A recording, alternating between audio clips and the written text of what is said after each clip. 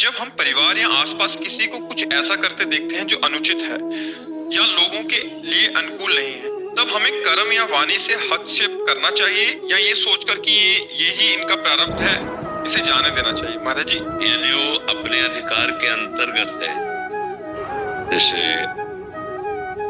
हमारा बेटा है या हमारा मित्र है या हमारा अधिकार है बात करने का, वो हमारी बात मान सकता है। प्रार्थना, मान लो पड़ोसी है तो हमारा मित्र है और हम बात करेंगे तो हमारा अधिकार वो मानेगा, तो हमें बात करनी चाहिए। कि शास्त्रों में ऐसा लिखा है, संतों ने ऐसा कहा है। आपके द्वारा जो ये चेष्टाएं हो रही, शायद आप नहीं समझ पा रहे हैं, गलत है। प्रार्थना रूप में अधिकार के अनुसार, यदि नहीं है, आपको पता है कि हम उपदेश करेंगे तो ये अवहेलना करेगा हमारी और उपदेश की भी, फिर नहीं करना चाहिए।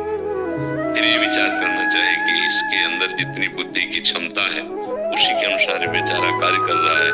हम भगवान से प्रार्थना करेंगे कि इसकी बुद्धि शुद्ध हो, इसका मंगल हो, इसके ऐसे आचरण हो। भक्त को ऐसा ही चाहिए।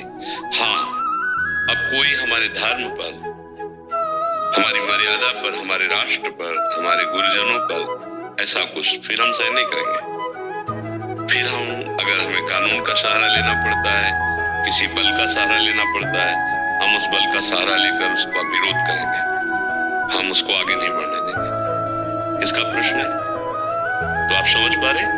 हाँ, जहां तक हमारा अधिकार है, हमारा अधिकार मानता है, तो हम शास्त्र और संत सम्मत वाणी का उपदेश करें तो अधर्म दूसरे को त्रास नहीं दे पाएगा, दुख नहीं दे पाएगा।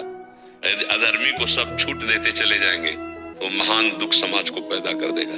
इसलिए अगर ऐसा लगता है कि ये अधर्म युक्त बढ़ता चला जा रहा है और हमारा अधिकार काम करेगा, तो हम समझा देते हैं। नहीं समझा देते तो कानून समझा देगा।